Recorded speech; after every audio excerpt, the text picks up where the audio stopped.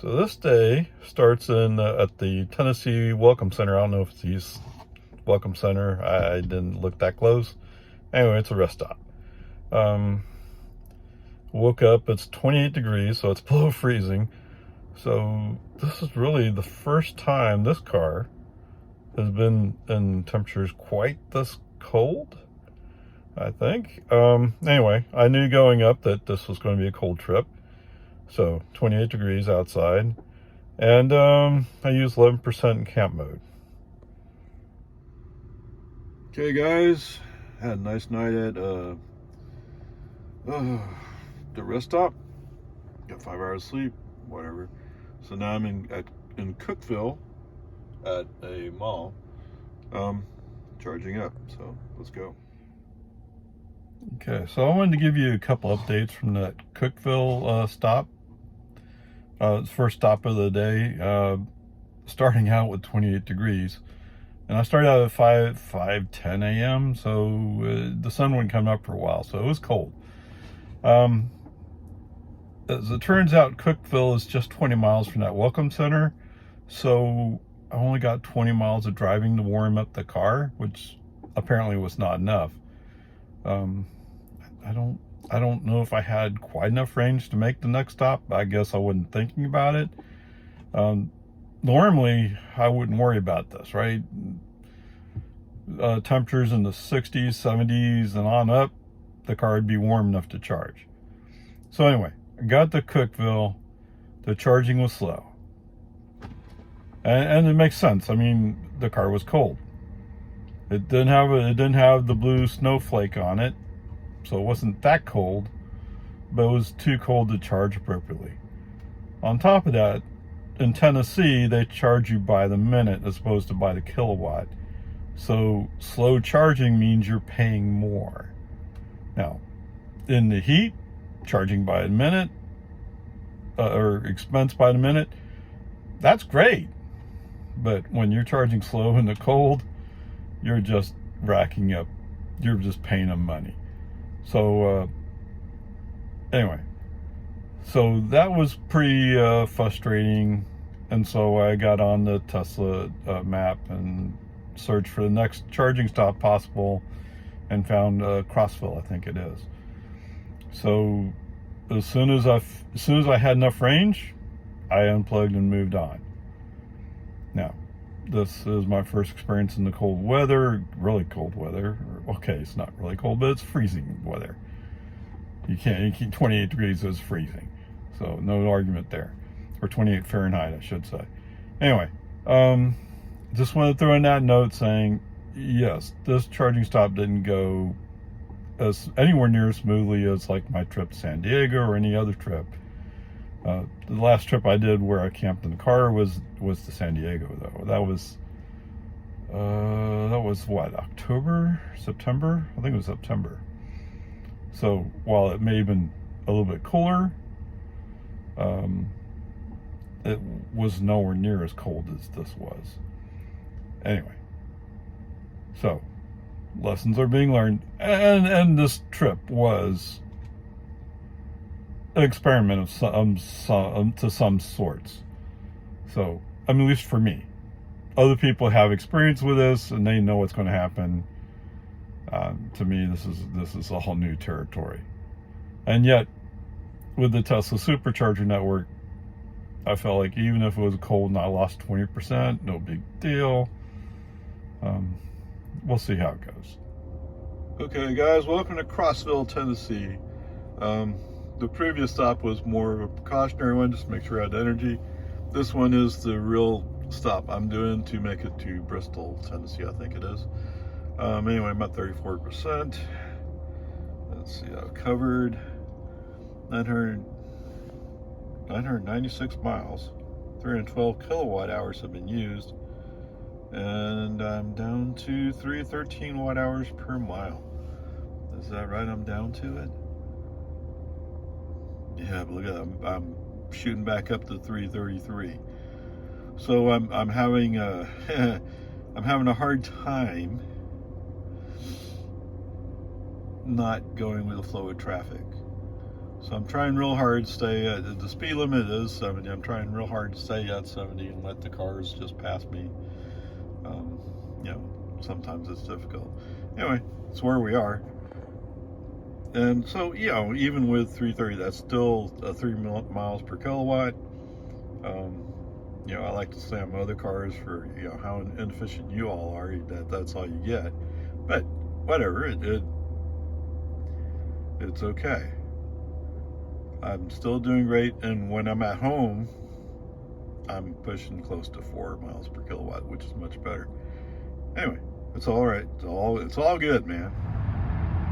Okay, so this is the place that that the supercharger attached to, Stonehouse Winery, and I'm just going like, wow, look at all this.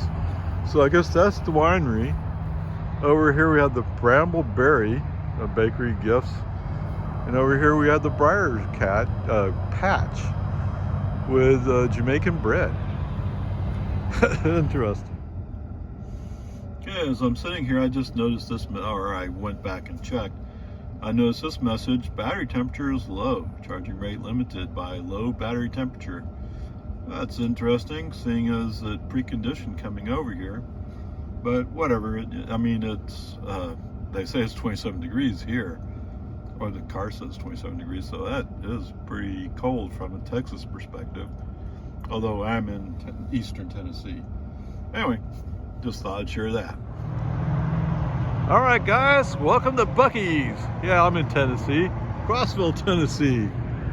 But here's a Buc-ee's. It's just like in Texas. I haven't been inside yet, but there it is.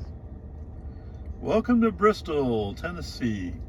I'm just south of the Virginia border. Which makes sense because Bristol has the state line thing going through it. Anyway, so far in the trip, we've covered 1,176 miles, used 363 kilowatt hours, and my average energy use is still at 309 watt hours per mile, or it's down slightly. Okay, my current trip shows that I got 284 watt hours per mile. So I've been following the speed limit mostly, and when I get caught behind a slower truck who's going 5 miles under, I just kind of follow him for a while.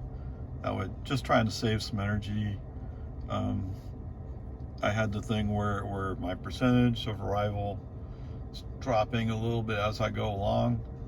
I don't know why, because my energy use actually is pretty decent. But anyway, whatever, it is what it is.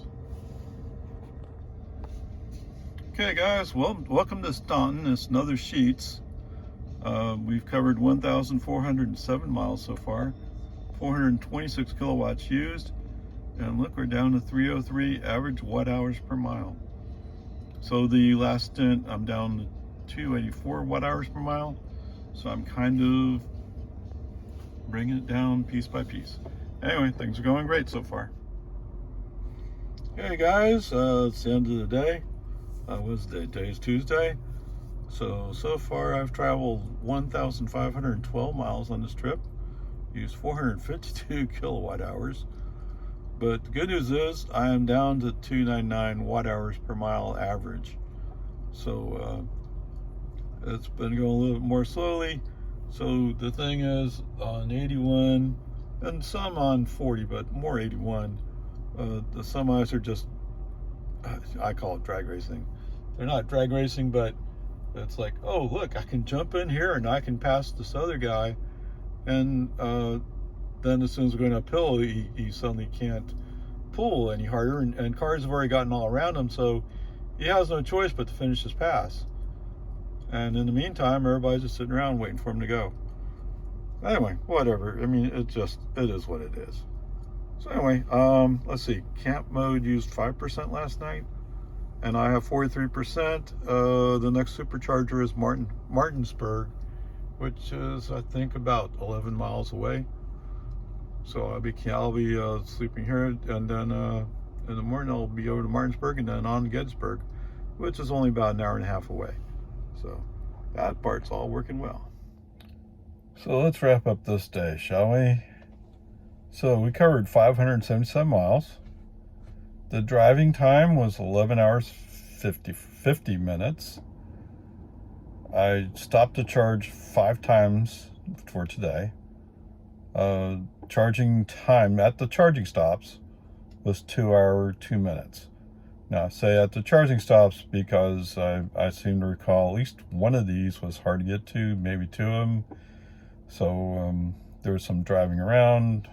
In one case, is that where today is? It took. Apparently they had rush hour. It wasn't time for rush hour by my clock, but there was a bunch of cars around. Anyway, whatever. That's the way it is. And I did take one rest stop for 5 minutes. Now, I also stopped at Buc-ee's. I didn't record that time that I stopped at Buc-ee's, so that must have been a good 10-15 minutes. Okay, so charge stats, 5 stops, took on 182 kilowatt hours.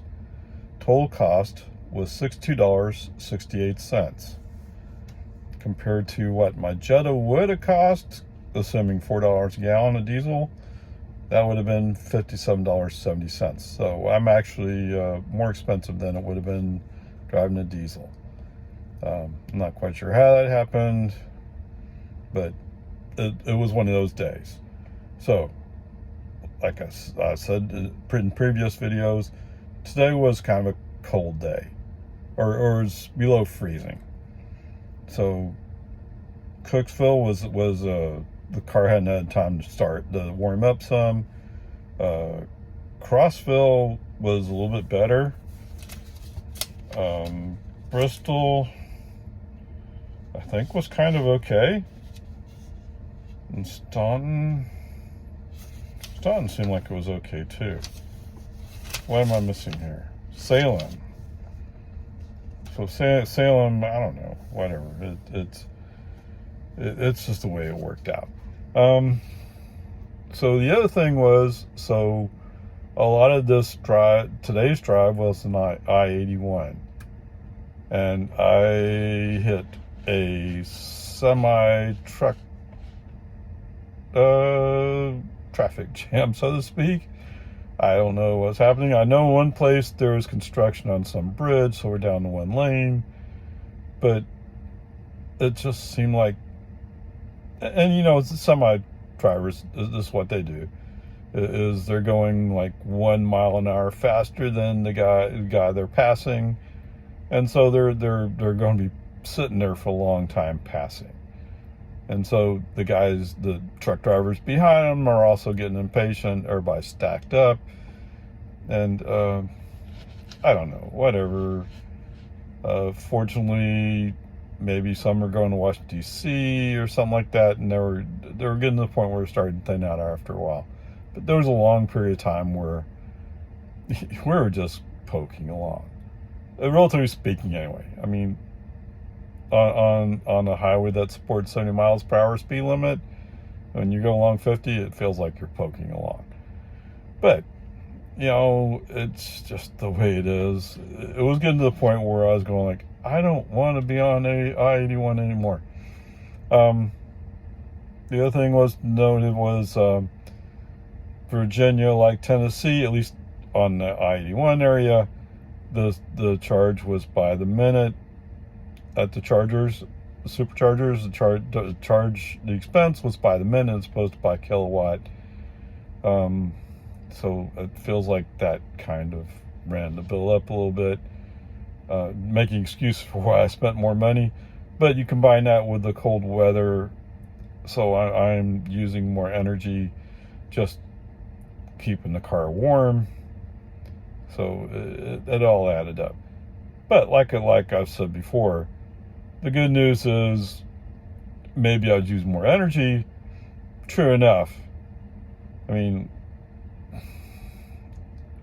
from an op-ed viewpoint, the reason why most of my charging is at home is because it's far cheaper, and I mostly drive around my neighborhood within the Austin area, right? So I don't go out on trips a whole lot.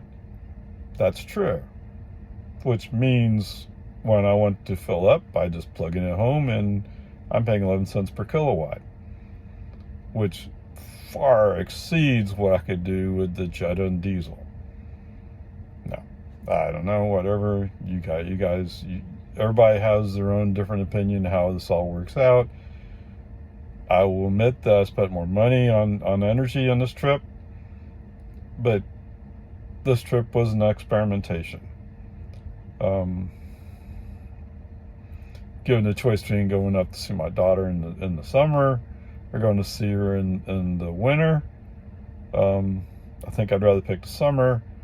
Or if I was going this in the winter, definitely don't pick the coldest week that they're going to have the whole year.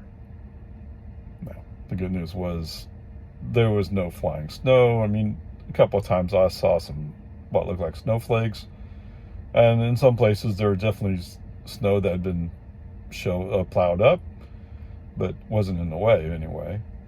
So whatever, it's all good. So today's goal was to get up into West Virginia, and I did that. And I stopped at the West Virginia Welcome Center. So anyway, it's all good. It's all working out. Is it a bit more than expected? Yes, but not anything really bad. So there you go.